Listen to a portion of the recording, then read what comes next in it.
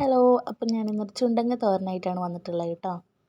അപ്പം നല്ല ടേസ്റ്റുള്ളൊരു തോരനാണ് കേട്ടോ. തോരനും തീയലും ഒക്കെ ആയിട്ട് വെക്കാൻ പറ്റും. നമ്മൾ വഴിയോരത്തും പറമ്പിലൊക്കെ മാത്രമായിട്ട് കണ്ടുവരുന്നതാണ്. ആരും അങ്ങനെ നട്ട് നനച്ചിട്ട് ഉണ്ടാക്കാറൊന്നുമില്ല.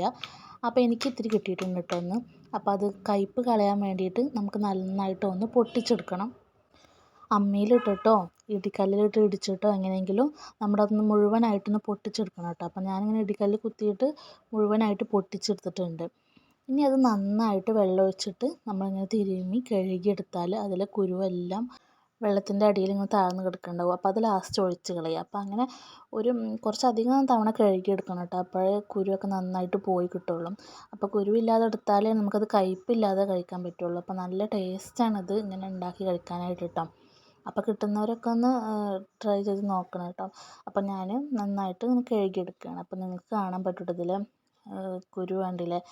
അപ്പോൾ ഒത്തിരി കുരുക്കളുണ്ട് ഇങ്ങനെ തന്നെ. അപ്പോൾ ഞാൻ കഴുകി എടുത്തിട്ടുണ്ട്, മുഴുവനായിട്ട് കഴുകി ഫുള്ള് കുരുവൊക്കെ പോയിട്ടുണ്ട് കേട്ടോ.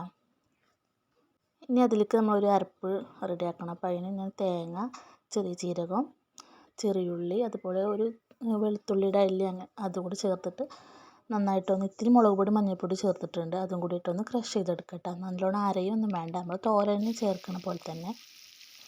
പിന്നെ നമ്മൾ മറ്റുള്ള തോരനൊക്കെ വെക്കണ പോലെ വെളിച്ചെണ്ണ അതിൽ കടുക് പൊട്ടിച്ച് ഇത്തിരി ചെറിയുള്ളി മൂപ്പിച്ചിട്ട് പച്ചമുളക് ഇട്ടിട്ടുണ്ട്, കറിവേപ്പിലയും കൂടി ഇട്ടിട്ടുണ്ട് കേട്ടോ. അതൊക്കെ ഒന്ന് മൂത്ത് വരുമ്പോൾ നമുക്ക് ചുണ്ടങ്ങ ചേർത്ത് കൊടുക്കാം കേട്ടോ. അപ്പോൾ ഇതിന് പല പേരുണ്ട്. നമ്മളിവിടെ ചുണ്ടങ്ങ എന്നാണ് പറയാറ്. ചുണ്ടങ്ങ, ചുണ്ടക്ക എന്നൊക്കെ പറയും. അപ്പോൾ ഇനി അതിൽ ആവശ്യത്തിനുള്ള ഉപ്പ് ചേർത്ത് കൊടുക്കുക. എന്നിട്ട് നന്നായിട്ടൊന്ന് ഇളക്കിയിട്ട് കുറച്ച് നേരം ഒന്ന് മൂടി വെച്ചിട്ട് വേവിച്ചെടുക്കുക കേട്ടോ.